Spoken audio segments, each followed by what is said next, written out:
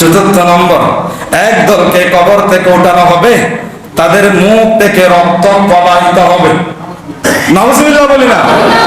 এক দলকে, চতুর্থ নম্বর পয়েন্টে যদি আমরা যাই, এক দলকে কবর থেকে কিভাবে তোলা হবে, তাদের মুখ থেকে রক্ত প্রবাহিত হবে, রক্ত বাহির হতে থাকবে। এরা খারাপ। 1 নম্বর পারা 6 নম্বর পৃষ্ঠা সূরা বাকারা আয়াত নম্বর 41 রব্বুল আলামিন বলেন। তার মানে এটা নয় আলেম নামাজ পড়াবে তাদেরকে আমরা টাকা দেব না, মুক্ত আলোচনা নামাজ পড়াবে, মুক্ত আলোচনা করবে, সেটা নিয়ে নাও। কারণ ওদের কাছে তো পরিবার আছে নাকি ভাই, বলেন না? ওদের কাছে তো পরিবার আছে। আপনার নৈতিক দায়িত্ব হিসেবে ওনার কর্মকে টাকা দেওয়া দরকার না, বলবেন উনি আমাদেরকে পারিশ্রমিক দেওয়া দরকার নাই, উনি কষ্ট করেছেন, উনি আমাদের একজন মেহমান, সেই সুবাদে আপনি 1 টাকার জায়গায় 2 টাকা দান করেন ওনাকে। অন্তত আপনার দানের বিনিময়ে, আপনার টাকার বিনিময়ে উনার সংসার সুখ থাকবে, উনার ঈমান ঠিক থাকবে, উনার আকীদা ঠিক থাকবে। আকীদা যদি ঠিক না হয়, খোদার কসম কিয়ামতের ময়দানে আটকে যাবেন। এখন আকীদা কি? আকীদা হলো রাসূলুল্লাহ সাল্লাল্লাহু আলাইহি ওয়াসাল্লামের প্রেম। সুবহানাল্লাহ বলেন। আমাদের আকীদা কি? রাসূলুল্লাহ প্রেম। আমি সুন্নি বুঝি না, ওয়াহাবি বুঝি না, হারিজি বুঝি না, জামাত বুঝি না। যার কাছে রাসূলুল্লাহর প্রেম থাকবে না, সেই সুন্নি আমরা দাবি করতে রাজি না, ঠিক কিনা ভাই?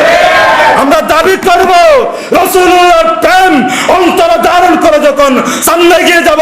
আজকে আমাদের নবী সওদাগর যেভাবে খানায়ে কাবার মৃত্যুবরণ করেছেন, ঠিক আমরাও একদিন ওই খানায়ে কাবার মৃত্যুবরণ করব। আমাদেরকে তৌফিক দান করুন। কারণ জান্নাতি মানুষের আরেকটি লক্ষণ হলো আল্লাহর ঘর খানায়ে কাবার নিজের জীবনের শেষ নিঃশ্বাস ত্যাগ করা। আরো জোরে বলি না?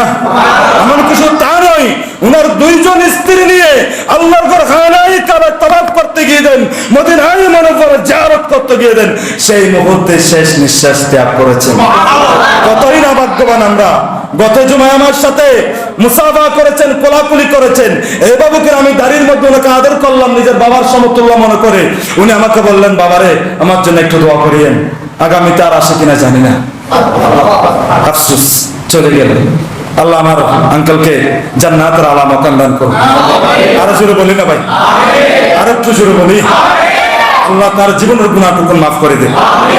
তাহলে আমরা আল্লাহর কোরআনের আইনকে, শরীয়তের ফতোয়াকে, শরীয়তের মাসালা মাসাইলকে অল্প পয়সার মধ্যে কি করব না, বিক্রি করে দেব না। আমরা আলেমদেরকে সম্মান করব। আল উলামা ওয়ারাসাতুল আম্বিয়া, আলেমরা হলেন আমার প্যারা রাসূলের ওয়ারিসদার। আলেমরা যদি, আপনারাই যদি সম্মান না করেন, আর বেদুইনরা করবে? বলেন না। ইহুদিরা করবে? নাসারারা করবে? আলেমদেরকে ইজ্জত করার দায়িত্ব কাদের? বলেন না, ইজ্জত কাদের? এখন করবেন কিনা? এখন তো আমরা আলেমদের সমালোচনা, যার পিছনে একটাদাই তুমি হাজার ইমাম করলাম, তার নামাজ পড়তে দেরি, মসজিদে বাইরে হওয়ার সাথে সাথে তার সমালোচনা, ঠিক কিনা ভাই? আল হক্কু মুররুন, হক তিতা, পরবর্তীতে মিষ্টি ভাইরা। যাই হোক, আসুন।